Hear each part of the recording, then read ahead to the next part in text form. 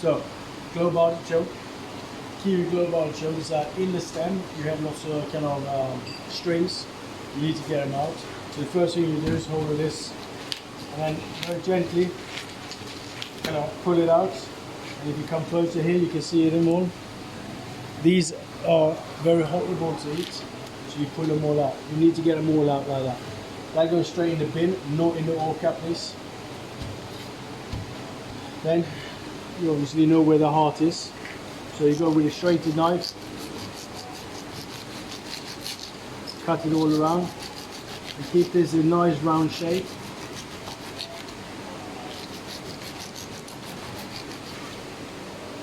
And at this stage, you see here is nicely kind of perfect.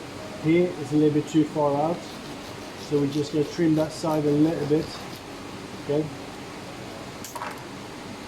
And we remove all the trimmings. You want to keep the board nice and clean. Yeah? Okay. This stage, so you have there. That's where you want to go in. You want to get one big cut straight. Yeah. And I always think if you hold this straight, knife, the chopping board will never be curvy. You hold it straight, your artichoke straight, you have a better chance to get it straight. Okay, at this stage, you realize that that's a bit too much, like too little taken off.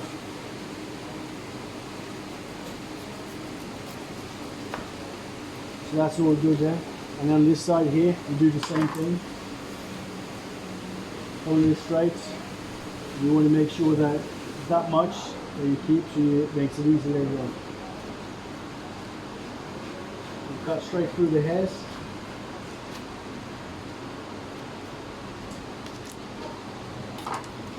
Those are hairs you don't want to have. I always use gloves as well, because if you haven't licked an artichoke, someone taught you how to lick an artichoke, you realise it's very bitter. At this stage you then trim, and you turn it just like you would do a turned potato of some kind. And it's always easy to do with a straighted knife. And there you go.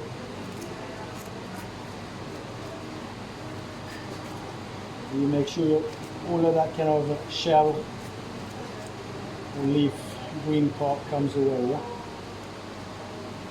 You sometimes can find big green leaves, then you need to go out with a Persian scoop to scoop that out, and then you turn the top here as well to make sure that's nice and neat.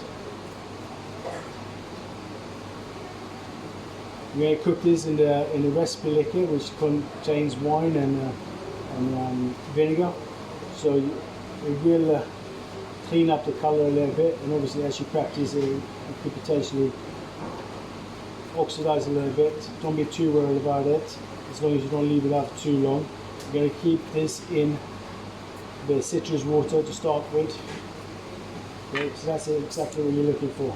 You have a little bit of that, you have the decision comes when you take it all off and you end up with too thin, or you leave it and then check it with cooking when you can just scrape it off a little bit. But essentially you want to end up with a nicely kind of nice trimmed stuff, because that's cooked. These hair will all come out very nicely, easily.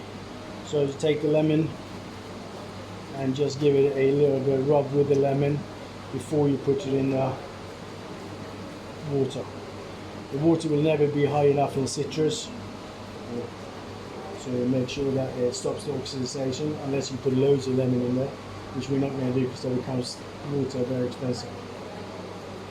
And that's it. Okay. That goes in there until you prep them all. Once you prep them all, you have your recipe, which is your liquor. Follow the recipe book, buy the scale please. It goes in with the shell the bottom down. And we're going to lightly poach that. Return it, you can put it in the bag, but you've got to make sure it is not al dente. It has to be cooked through, because later on when we make it, we want to make it tatatang, correct? So you need it soft melt in your mouth.